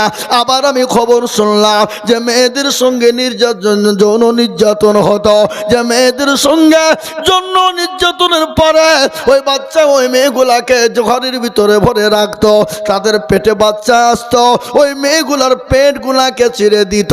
চিরে দেওয়ার পর ওই বাচ্চাগুলাকে বের করে তারা সুন্দর করে সব তৈরি করে খায় আর বসে বসে তারা আনন্দ নেয়। আমি নাম করব না, আজ গোটা বিশ্বের যত বড় বড় নেতারা আছে, গোটা বিশ্বের যারা আপনার আজকে দেশের রক্ষক, তারা বলছে বিটি বাঁচাও বিটি পড়াও, যারা বলছে 18-র নিচে বিয়ে দেওয়া হবে না, জেলে যেতে হবে, আজকে তারাই আজকে 17, 15, 13, 14, 12, 8 বছরের মেয়েদেরকে নিয়ে তাদের সঙ্গে যৌন নির্যাতন করে যায়। রাসূলুল্লাহ সাল্লাল্লাহু আলাইহি ওয়াসাল্লাম তিনি কি ব্যবহার করেছে, কি ব্যবহার না করেছে, ছোট বাচ্চাদের সঙ্গে কি ব্যবহার করেছে, মেয়েদের সঙ্গে কি ব্যবহার করেছেন উনি রাসূলুল্লাহ আজ থেকে 1450 বছর আগে তিনি বর্ণনা দিয়ে গেছেন, ঘোষণা দিয়ে গেছেন। ওটার ওপর যদি আমরা চলতাম আজকে দেশের ভিতরে নারী নির্যাতন হতো না, জানা ব্যভিচার হতো না, আজকে কোনোদিন নারী নির্যাতন জেনা ব্যভিচার হতো না। আমি আপনাদেরকে বলবো বাবা ও আল্লাহ ওয়ালা, আজ আছি কাল চলে যাব, কখন আছি কখন চলে যাব জীবনের গ্যারেন্টি নেই। তাই আমি আপনাদেরকে বলে যা, রাসূলুর সাহাবা হযরতে বিলাল তিনি আজান যখন দিলেন বিশ্ব নবীর দরবারে মসজিদে নববীতে সাহাবারা জমা হয়ে গেলেন। আল্লাহর নবীর সাহাবা তালহা নামাজ পড়ে মসজিদ থেকে বেরিয়ে চলে যায়। বিশ্ব নবীর সাহাবারা বলে ও তালহা বসে যাও, তিনি সঙ্গে সঙ্গে বসে গেলেন। আল্লাহর নবী সাহাবারা যখন বসে গেলেন, রাসূলুল্লাহ তাসবিহ তাহলিল দোয়া থেকে ফারেগ হয়ে সমস্ত সাহাবাদেরকে বসতে বললেন। বসলেন। নবী বলেন তালহা, ওরে আমার তালহা, তুমি কোরআনের মজমাতে কেন বসো না? আমি নবীর মজমায় কেন বসো না? তোমাকে কি ভালো লাগে না? হযরতে তালহা চোখ দিয়ে ঝরঝর করে পানি ঝরে যায়। বলে নবী গো, আমি মনে করেছিলাম কাউকে বলবো না, কাউকে জানাবো না। ইয়া রাসূলুল্লাহ, আজ আপনি জিজ্ঞাসা করেছেন, আমি তালহা আমি না বলেও থাকতে পারলাম না। বলে কেন রে তালহা? রাসূল আপনি যেদিন থেকে বলেছেন যারা এক ওয়াক্ত নামাজ ছেড়ে দেয় তারা নামাজ ছেড়ে দিল না, তারা দুজনে যারা এক ওয়াক্ত নামাজ কাজা করে দেয় তারা কাজা করলো না, 2,88 বছর তারা জাহান্নামে পড়বে। ইয়া রাসূলুল্লাহ, আপনি যেদিন থেকে বলেছেন যারা নামাজ এক ওয়াক্ত ছেড়ে দেয় তারা নামাজ ছেড়ে দিল না, তারা কুফরি করে ফেলল। ওগো রাসূলুল্লাহ, আমি এই জন্যে আপনার পবিত্র মজমাতে বসতে পারি না। বলে কেন রে সাহাবা? বলে নবী গো, আমার বাড়িতে দ্বিতীয় কোনো কাপড় না। ইয়া রাসূলুল্লাহ, আমার বিবির কাপড় কেন আমি খুলে এনেছি, আমার বিবিকে গর্ত খনন করে গর্তের ভিতরে আমি উলঙ্গ অবস্থায় রেখে এসেছি গো নবী। ও রাসূলুল্লাহ, আমি জীবনেও কাউকে বলবো না মনে করেছিলাম, কাউকে জানাবো না, কিন্তু ইয়া হাবিবাল্লাহ আপনি জানতে চেয়েছেন আমি তালহা আমি না বলেও থাকতে পারলাম না। নবী বলেন তালহা তুমি বাড়ি যাও, তোমার বিবির নামাজের বেটাইম হয়ে গেল। হযরতে তালহা বাড়ি চলে গেলেন। রাসূলুল্লাহ বললেন ও আমার সাহাবারা, তার বাড়িতে যদি কাপড় না থাকে, তার বাড়িতে কাপড় না, যাও বাইতুল মাল থেকে তার বাড়িতে খাবার আর কাপড় নিয়ে চলে যা। বিশ্ব নবীর সাহাবা হযরতে তালহা বাড়ি চলে গেলেন। বাড়িতে গিয়ে বিবিকে ডাক দিলেন। বিবি বলেন প্রাণের স্বামী গো, আপনার কেন দেরি হয়ে গেল? আমার যে নামাজের বেটাইম হয়ে গেল। ও স্বামী, আমার নামাজ যে কাজা হয়ে গেল, আমি আল্লাহর দরবারে কালা স্বামীর কান গলায় হয়তো দাঁড় হতে হবে। আমাকে আল্লাহ জিজ্ঞাসা করে বলবে, ও তালহার বিবি বল তোর নামাজ কেন কাজা হয়ে গেল? আমি কি জবাব দিব বলো? বিবিকে বলেন বিবি রে, ও প্রাণের বিবি বিবি শোনো, আমি কারো কাছে বলতে চাই না, কিন্তু রাসূলুল্লাহ জিজ্ঞাসা করেছে, আমি না বলেও থাকতে পারি না। স্বামী স্ত্রী মিলে দোয়া করলেন, ও আল্লাহ, দুনিয়ার কোনো মানুষের কাছে সাহায্য চাই না, দুনিয়ার কারো কাছে সাহায্য নিব না। ওগো আল্লাহ, আমাদেরকে দুনিয়ার কেউ যদি সাহায্য করে, সাহায্য করার আগে আমাদের মৃত্যু জানে হয়ে যায়। সাহাবারা বাইতুল মাল থেকে কাপড় চোপড় খাবার নিয়ে গেল, দরজার গিয়ে সালাম দিল, উত্তর নাই, সালাম দিল, উত্তর পাওয়া গেল না। তারপরে দরজা খুলে দেখলো, ডাকা হলো, উত্তর নাই। বাড়ির ভিতরে ঢুকে দেখছেন স্বামী স্ত্রী দুনিয়ার জমিনে তারা বেঁচে না। এ ছিল তাদের জীবন, কিন্তু তাদের নামাজ কাজা ছিল না। আর আজকে আমাদের এত খাবার, এত খাবার, এত কাপড়, এত পোশাক, তারপরেও মুসলমান আজ আমরা নামাজ পড়ি না, তারপরেও মসজিদে যাই না, তারপরেও নামাজ আদায় করতে পারি না। হ্যাঁ মুসলমান, আমি আপনাদেরকে বলবো বাবা রে, ও আল্লাহওয়ালা, তাই আমি প্রথমেই বলেছিলাম আমি তিনটে কথা বলবো, দুটো করলে জান্নাত, একটা জাহান, তিনটে করলে জাহান্নাম। এক নম্বর, আপনি যে কাজটা করবেন, যে কাজটার নাম হলো নামাজ, নামাজ, নামাজ। কেউ যদি 5 ওয়াক্ত জামাতের সঙ্গে, পাবন্দির সঙ্গে যদি নামাজ আদায় করতে পারে, এভাবে খুশু খুজুর সঙ্গে নামাজ আদায় করতে পারে, সুন্দরভাবে নামাজ আদায় করতে পারে, আল্লাহ তার জন্য জান্নাতের 8টা, আল্লাহ তার জন্য জান্নাতের 8টা দরজা খুলে দিবে। সে জান্নাতে চলে যাবে, পৃথিবীর কেউ তাকে বাধা দিতে পারবে না। 1 নম্বর, 5 ওয়াক্ত নামাজ পড়বে, খুশু এবং খুজুর সঙ্গে নামাজ আদায় করবে, জান্নাতে প্রবেশ করবে, কেউ ঠেকাইতে পারবে না। 1 নম্বর। দ্বিতীয় নম্বর হলো ওই ইবাদতটা করবেন। কোন ইবাদতটা?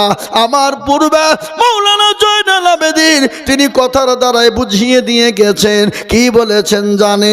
তিনি বলে গেছে, মা বাপের খিদমত করবে, মা বাপকে কোনোদিন কষ্ট দেবে না, মা বাপকে কোনোদিন গালি দিবে না, মা বাপের সঙ্গে কোনোদিন খারাপ ব্যবহার করবে না, মা বাপের সঙ্গে অত্যাচার জুলুম করবে না, মা বাপের সঙ্গে অন্যায় করবে না, মা বাপকে শব্দটুকুন দিবে না। কোরআন তার প্রমাণ দিয়ে বললেন, ওয়াকুল্লাহুমা কওলান কারীমা। তুমি তোমার মা বাপকে মারো তো দূরের কথা, তুমি তোমার মা বাপের সামনে চোখ রাঙিয়েও তুমি কথা বলো না।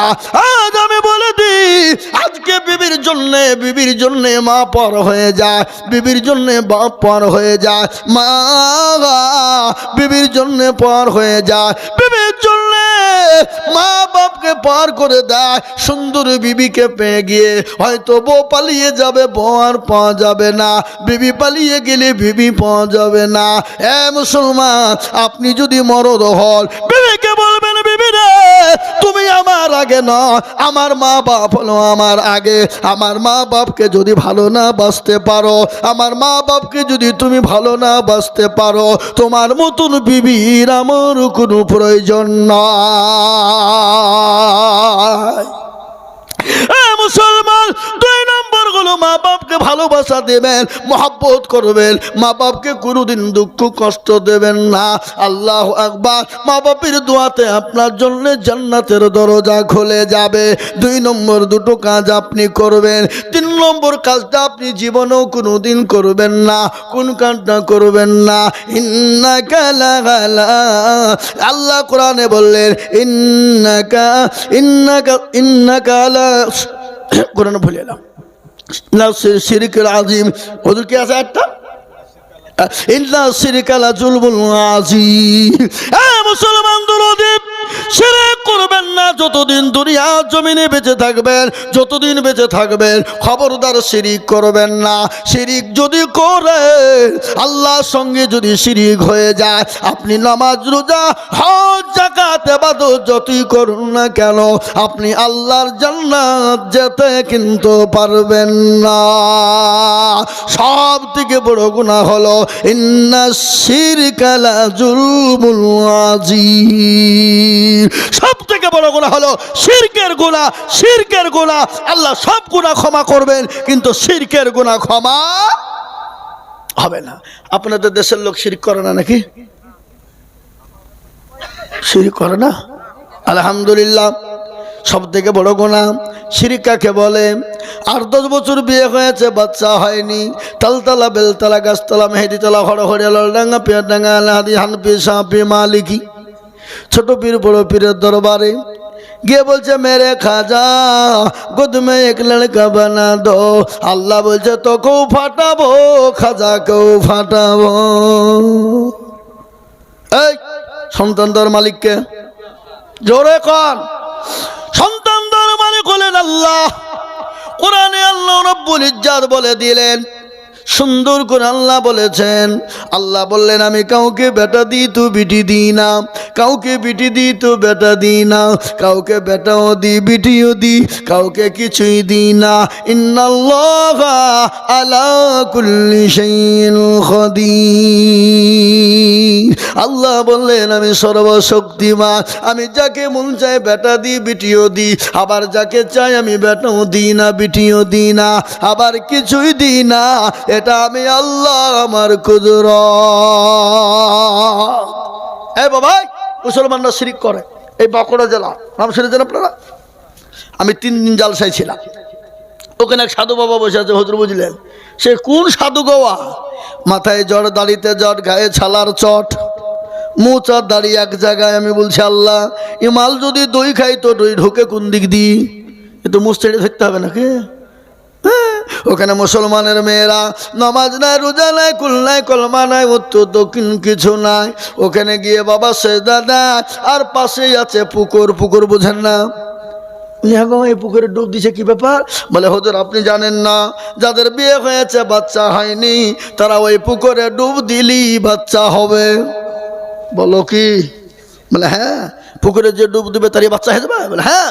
আমি বললাম ও বাঁকুড়া যুবক তোমরা শোনো গো, তোমরা পুকুরটাকে বুঝাও। বলে কেন বুঝাবো? ওখানে বলে এই পাগলা, যদি না বুঝা, যদি ভুল বসে যদি কোনো বেটা ছেলে ডুব মেরে দেয়, তারও তো ছেলে হবে। বলে হুজুর আপনি কি বলছেন? বলে না, তোমার কথাই বলছি, যে ডুব মারবে তার ছেলে হবে, তাহলে বেটা ছেলে ডুব দিল তো তার ছেলে হবে। এরকম ভণ্ড আমাদের দেশে আছে না নাই? কতক্ষণ কতক্ষণ। হে বাবা, ও আল্লাহওয়ালা, আমি আপনাদেরকে বলবো বাপজি, ভাইরা, মায়েরা, বোনেরা, খালারা, ও জননী মা গো, শিরিক থেকে মুক্ত থাকো। শিরিক বড় মস্ত বড় গুনাহ। আল্লাহর সঙ্গে কেউ জানে আমরা শিরিক জানে না করি। আল্লাহ আপনাকে কোনো কারণবশত আপনি নামাজ পড়তে পারেননি, কোনো কারণবশত, আপনি আবার বললেন না যে হুজুর আবার নামাজ পড়তে মানা করে গেছে। মানে আমরা যেটা বলি সেটার উপব্যাখ্যা হয়। কি বুঝে যারা বলুন? হ্যাঁ, একজন বাউল যে বুঝাই, ভারী হুজুর হয়েছো তুমি, আমাকে বলছে ভারী হুজুর, হ্যাঁ বক্তব্য করিয়ে বলাও, তুমি জানো না আল্লাহ নামাজ পড়তে মানা করেছে? আমি যে হ্যাঁ তা তো মানা করেছে। ও তোমরা বলো না? যাই হারাম খোর, আল্লাহ নামাজ পড়তে কোন সময় মানা করেছে বল? বলো অসব জানিনি, আল্লাহ মানা করে সেটা জানি। মানে মানা করেছে ওটা পালন করবে, আর পরে কি বুঝছে ওটা পালন করবে না। আল্লাহ বলেছে আইয়ুহাল্লাযীনা আমানু লা তাকরাবুস সালাহ, এই ইমানদারওয়ালা তোমরা নামাজ পড়ো না। নামাজ তো পড়ার কথা, নামাজের নিকটবর্তী তোমরা যেও না। আল্লাহ বলেনি ইয়া আইয়ুহাল্লাযীনা আমানু লা তাকরাবুস সালাহ, ইমানদার শোনো, তোমরা নামাজ পড়ো না, নামাজের নিকটবর্তী যেও না। কোন সময় যাবে না?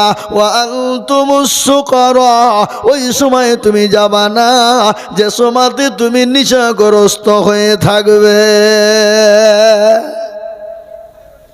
বলো যে ওসব জানি না, আল্লাহ মানা করেছে এটি মানবো। হারামখোর। এ বাবা, তো আপনি কোনো কারণবশত নামাজ পড়তে পারেননি, ভালো করে শুনবেন, কোনো কারণবশত আপনি নামাজ পড়তে পারেননি, আল্লাহ আপনাকে চাইলে ইচ্ছাকৃত আল্লাহ তো আপনাকে মাফ করে দিতে পারে। পারে না? পারে।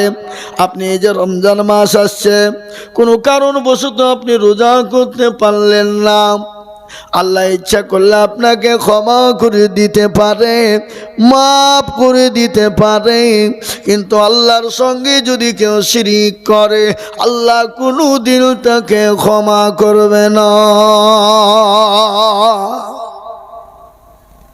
আমরা যতদিন বেঁচে থাকবো শিরিক করব না, বলুন ইনশাল্লাহ। আরো জোরে বলুন ইনশাল্লাহ। হ্যাঁ, আর এই রমজান মাস আসছে বাবা, আমরা বেশি বেশি নামাজ পড়বো, দান খায়রাত করবো, জিকির করবো, তসবিহ করবো, কোরআন তেলাওয়াত করবো, কথা কম বলবো, স্বামী স্ত্রীর মধ্যে ঝামেলা ঝঞ্ঝট কম করব, ঝগড়া করব না। কি ঠিক বুঝতে পারলেন না কি বললাম? হ্যাঁ, কথা কম বলবো, আড্ডা বেশি দিব না, চায়ের দোকানে বেশি বসবো না, বেশি বেশি করে সময় দেবো, ইবাদত করব মসজিদে। একটা মাস বড় বরকতি মাস, রহমতি মাস, এটা 3 ভাগে ভাগ বাবা। একটা হলো রহমত, একটা হলো মাগফিরাত, আর একটা হলো নাজাত। আছে না নাই জোরে বলুন? 3টে ভাগে ভাগ। এই রমজান মাস সামনে আসছে, আজকে তো 9 তারিখ হয়ে গেল নাকি হুজুর? আজ 9 তারিখ হয়ে গেল, তার মানে 18 তারিখ, আর 9 দিন, আর 9 দিন বাবা। আহা হা, এই 9 দিন আল্লাহ আছে, 9 দিনের পরই ইনশাল্লাহ আমরা রমজান মাস পাবো।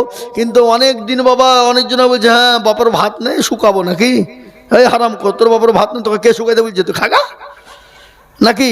কিন্তু এটা শুনেলেন, যারা সুস্থ শরীর নিয়ে দিনের বেলায় পানাহার করবে, খাবে, যারা দানা খাবে, তত্ত্বটা দানায় তার জন্য পোকাতে জর্জরিত হবে।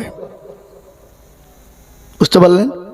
রমজান মাসের একটা রোজা যদি ছুটে যায়, অন্য মাসে আপনি 1000টা রোজা করলেও তার সমতুল্য হবে না। কি বরকতি মাস, কি রহমতের মাস।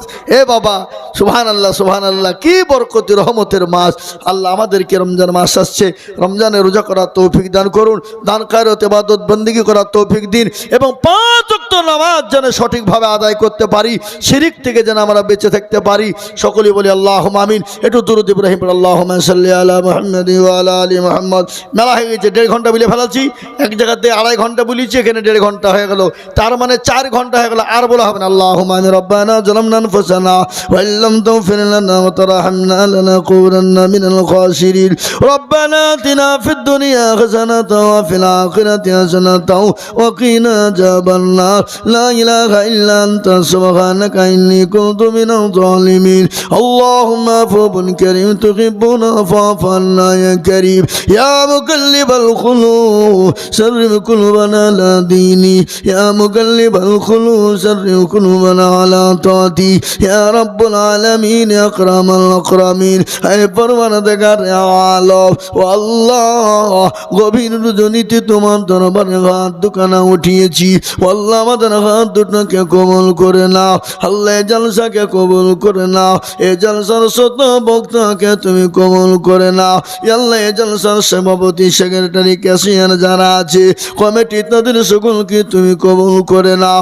আল্লাহ গ্রামকে তুমি মঞ্জুর করে নাও, কবুল করে নাও। আল্লাহ গ্রামের মানুষকে নামাজি, দিনদার, পরহেজগার আল্লাহ ওয়ালা বানা তৌফিক দাও। ও আল্লাহ, আমরা এত গুনাহ করেছি, কাবিরা সগীরা, চলতে ফিরতে জানা অজানা, রাতে অন্ধকারে আমরা ক্ষমা যোগ্য নয়। ও আল্লাহ, আমাদেরকে তুমি ক্ষমা করো, মাফ করো। আল্লাহ, আমরা পাহাড় সমতুল্য গুনাহ করে ফেলেছি। আল্লাহ, সমুদ্রের ফেনালে গুনাহ করেছি। আল্লাহ, ও আল্লাহ, তুমি বলেছো আমার বান্দা যদি পাহাড় সমতুল্য গুনাহ করে, সমুদ্রের ফেনালে গুনাহ করে, ও আল্লাহ, তুমি ক্ষমা করে দিতে ভালোবাসো। তুমি বলেছো আমার বান্দা যদি একবার তওবা নাসা করে না, আমার বান্দা জীবনের জিন্দেগির যত গুনাহ আছে সমস্ত গুনাহকে আমি আল্লাহ ক্ষমা করে দিই। ইয়া আল্লাহ, এই জলসাওয়ালাদেরকে কবুল করে নাও। আল্লাহ, জলসায় গভীর রজনী পর্যন্ত তোমার বান্দা বান্দিরা বসে আছে, শীতের রাত, শীতকে অপেক্ষা করে। আল্লাহ, ও আল্লাহ, সকলের জলসা শোনাকে কবুল করে নাও। আল্লাহ, সকলের দিনদার ইমানদার কলমাওয়ালা বানা তৌফিক দাও। আল্লাহ, সকলকে মসজিদমুখী, দিনমুখী, ইমানওয়ালা হওয়া তৌফিক দাও। ও আল্লাহ, তোমার পবিত্র কোরআনকে পড়ার আমাদেরকে তৌফিক দাও। ও আল্লাহ, ওই মজলিসের ভিতরে অনেকের মা খানা, বাপ হারা, অনেকের ছেলে খারা, মেয়ে খারা, আত্মীয় স্বজন খারা। ও আল্লাহ, যারা আমাদেরকে ছেড়ে চলে গেছে, জানি না তারা কবরের মাটিতে কি অবস্থায় আছে। মাবুদ গো, তাদের কবর গোলাকে তুমি জান্নাতের বাগিচা তুমি বানিয়ে দাও।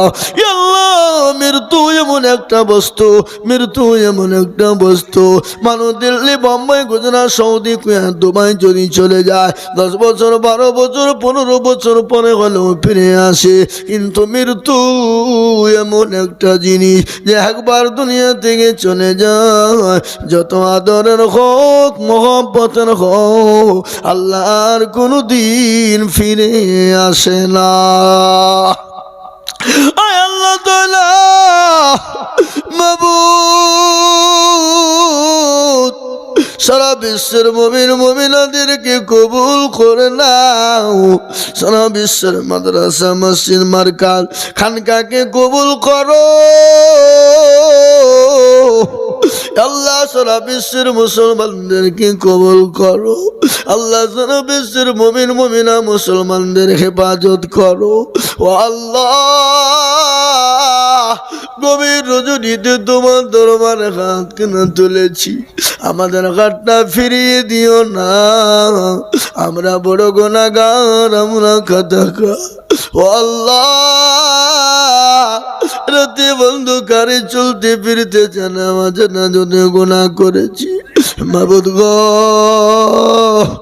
আমাদের গুনাহগুলোকে তুমি ক্ষমা করে দাও। আল্লাহ আমাদের দোয়াকে কবুল করো আল্লাহ। জলসাকে কবুল করো, এই জলসা কমিটির শ্রোতা বক্তাকে কবুল করো আল্লাহ। গ্রামকে কবুল করো, এই গ্রামের সমস্ত বাপজি ভাই মা খালা বোনদের কবুল করো আল্লাহ। আমাদেরকে সকলকে নামাজি দিনদার বালা আল্লাহ। আমাদেরকে মসজিদ মুখী দিন মুখী বালা আল্লাহ। আমাদেরকে কোরআন আল্লাহওয়ালা বালা আল্লাহ। আমাদেরকে দিনওয়ালা ইমানওয়ালা বালা। রব্বানা ইয়া রব্বানা মাফ করে দাও জীবনেরই সব গুনাহ, গুনার বোঝা মাথায় লইয়া কাঁদতেছি, ক্ষমা করো মাবুদ আল্লাহ ইলাহি। এত গুনাহ করছি আমরা জীবনে, ক্ষমা করো নবীজির কাঁদিতে, ক্ষমা যদি না করো রে বান্দারে, বলো তোমার বান্দা যাবে কান্দারে। সাল্লাল্লাহু তাআলা আলা খায়রি আলিহি ওয়া সাহবিহি আজমাইন। সুবহানা রাব্বিকা রব্বিল ইজ্জাতি আম্মা ইয়াসিফুন, সালামুন আলাল মুরসালিন, আলহামদুলিল্লাহি রাব্বিল আলামিন। ভাই আমার শেখপাড়া মাদ্রাসা রমজান মাসে মাদ্রাসা ছুটি হয়নি, রমজান মাসে